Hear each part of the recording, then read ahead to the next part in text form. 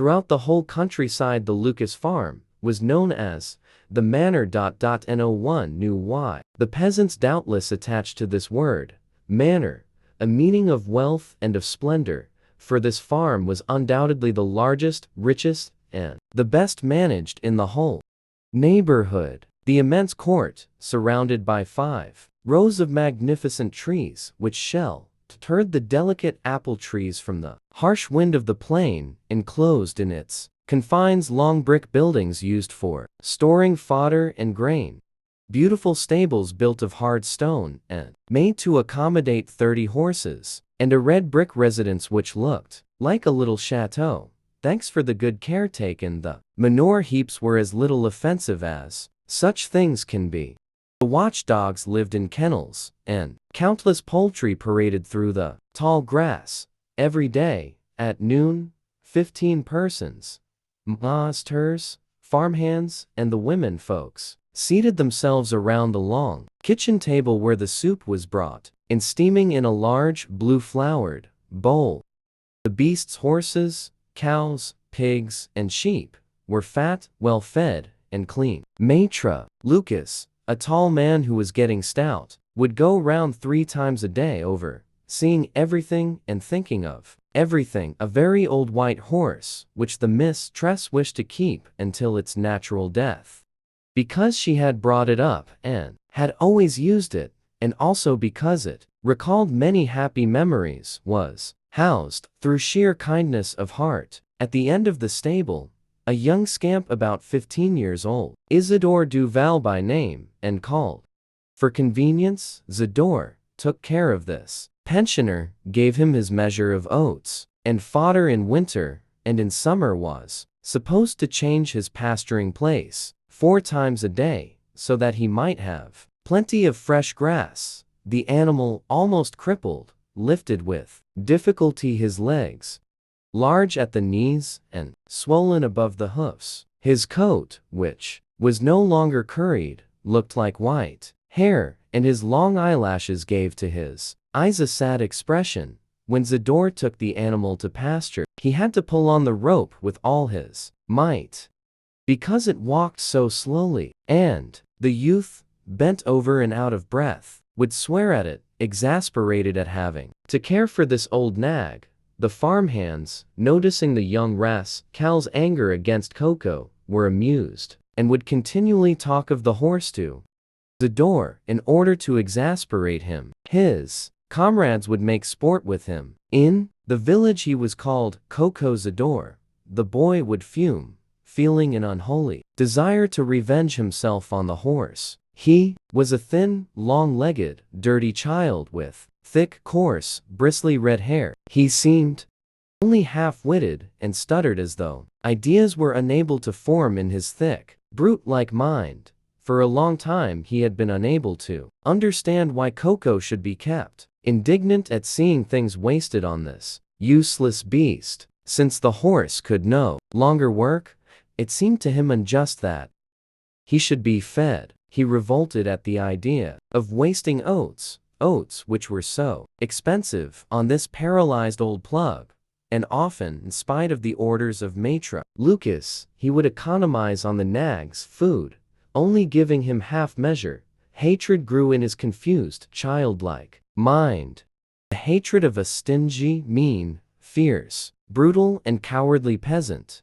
When summer came, he had to move the animal about in the pasture. It was some distance away. The rascal, angrier every morning, would start, with his dragging step, across the wheat fields. The men working in the fields would shout to him, jokingly, "Hey, the door, remember me to Coco."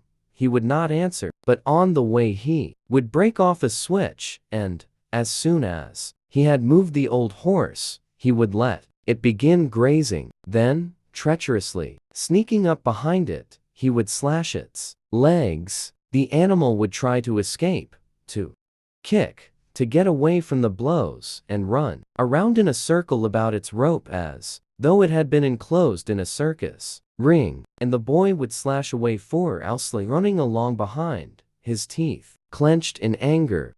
He would go away slowly, without turning round, while the horse watched him disappear, his ribs sticking out, panting as a result of his unusual exertions. Not until the blue blouse of the young peasant was out of sight would he lower his thin white head to the grass. As the nights were now warm, Coco was allowed to sleep out of doors in the field behind the little wood. Zador alone went to see him. The boy threw stones at him. To amuse himself, he would sit down on an embankment about 10 feet away and would stay there about half an hour, from time to time throwing a sharp stone at the old horse, which remained standing tied before his enemy, watching him continue ally and not daring eat before he was gone. This one thought persisted in the mind of the young scamp: why feed this horse, which is no longer good for anything? It seemed to him that this old nag was stealing the food of the others, the goods of man and God, that he was even robbing him, Zador, who was working.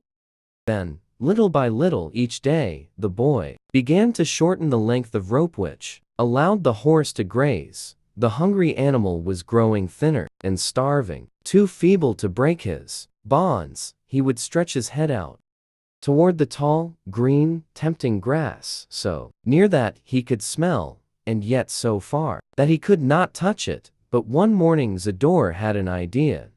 Was not to move Coco anymore. He was tired of walking so far for that old skeleton.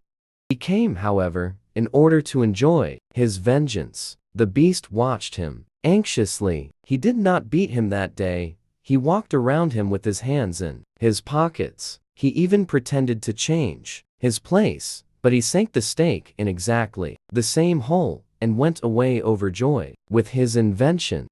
The horse, seeing him leave, neighed to call him back, but the rascal began to run, leaving him alone, entirely alone in his field, well tied down and without a blade of grass within reach. Starving, he tried to reach the grass, which he could touch with the end of his nose. He got on his knees, stretching out his neck and his long, drooling lips, all in vain. The old animal spent the whole day in useless, terrible efforts. The sight of all that green food, which stretched out on all sides of him, served to increase the gnawing pangs of hunger. The scamp did not return that day. He wandered through the woods in search of nests. The next day he appeared upon the scene again. Coco, exhausted, had lain down. When he saw the boy, he got up, expecting at last to have his place changed. But the little peasant did not even touch the mallet, which was lying on the ground. He came nearer, looked at the animal, threw at his head a clump of earth which flattened out against the white hair, and he started off again, whistling. The horse remained standing as long as he could see him. Then, knowing that his attempts to reach the nearby grass would be hopeless, he once more lay down on his side and closed his eyes. The following day the door did not come. When he did come at last, he found Coco still stretched out. He saw that he was dead. Then he remained standing at him, pleased with what he had done. Sir, pressed that it should already be all over. He touched him with his foot, lifted one of his legs and then let it drop, sat on him, and remained there, his eyes fixed on the grass, thinking of nothing. He returned to the farm, but did not mention the accident, because he wished to wander about. At the hours when he used to change the horse's pasture, he went to see him the next day. At his approach some crows flew away. Countless flies were walking over the body and were buzzing around it. When he returned home, he announced the event. The animal was so old that nobody was surprised. The master said to two of the men, "Take your shovels and dig a hole right where he is." The men buried the horse at the place where he had died of hunger, and the grass grew thick, green, and vigorous, fed by the poor body.